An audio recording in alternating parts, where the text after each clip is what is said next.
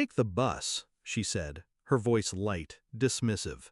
I and my friends will take the Tesla. I didn't respond. There was no need. I stood by the door, watching her slip into her dress, silk, tailored to perfection, her hair falling effortlessly. Perfect. She had it all, and yet her words stung like nothing else. I hadn't thought much of it at first, but then the hours dragged on. The truth slipped in, cold, calculating. Something was off. I felt it in my chest, a tight knot that wouldn't let go. As we arrived at the company's annual party, the crowd buzzing with excitement, my mind was already far from the glimmering lights. She was laughing, laughing with him, her hand on his arm, the man she used to tell me about in hushed, private conversations. Victor, a name I couldn't forget. I caught a glance from across the room, her eyes, briefly meeting mine. There was something in them, something too cold. The CEO took the stage, his booming voice slicing through the chatter. And now, our latest billionaire client. The moment I heard the words, I turned. Her program dropped from her hands. Her friends followed suit, eyes widening with excitement. I knew. Victor. It was him, standing right there, and she was beaming. The knot in my chest tightened. I was no longer invited to the party. I was the invisible man.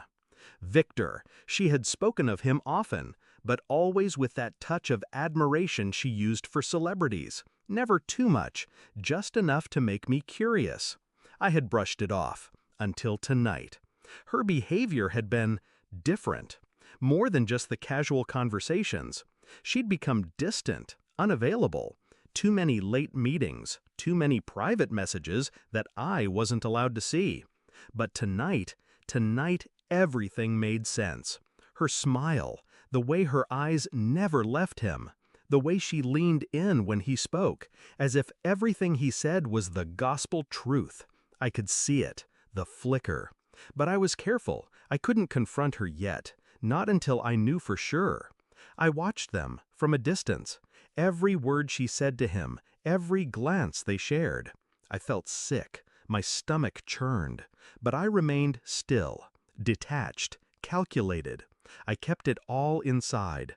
The betrayal burned like acid, yet I couldn't let her see it, not yet, not until I had the truth. I didn't confront her, not then. I couldn't. It would have been reckless. I needed facts. I didn't go straight to Victor. I went to the subtle things. Her phone, the appointments she said were work-related, the dinners she didn't want me to attend.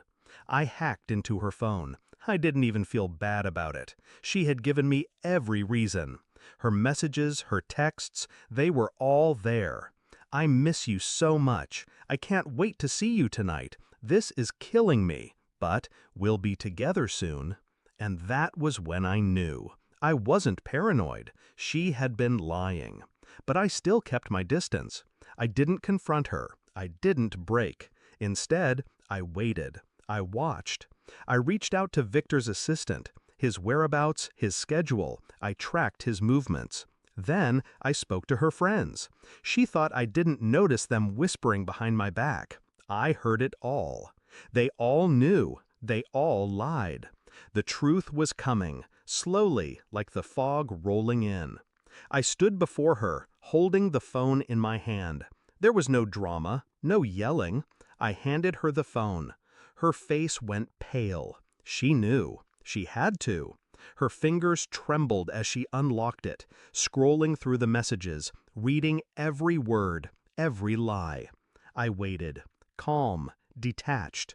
She looked up, meeting my gaze. It was broken. But I didn't feel any satisfaction. I wasn't here for her tears. I didn't speak. I just waited. Let her feel the weight of it. She started to say something, but nothing came out. Her lips trembled, as though she was trying to form a sentence that could fix everything. But it wouldn't. Not anymore. She wasn't the woman I thought I knew. She wasn't even close. I didn't give her a chance to explain. I didn't want an explanation. I didn't yell. I didn't raise my voice. I wasn't interested in drama. Is he worth it? I asked, my voice flat, emotionless. Her eyes filled with tears, but it didn't matter. The damage was done. She had already made her choice. I stood up, calmly, with the same detachment I had felt for days. I didn't look back. I didn't need to. The game was over. She lost. I walked away, and as I did, I felt nothing.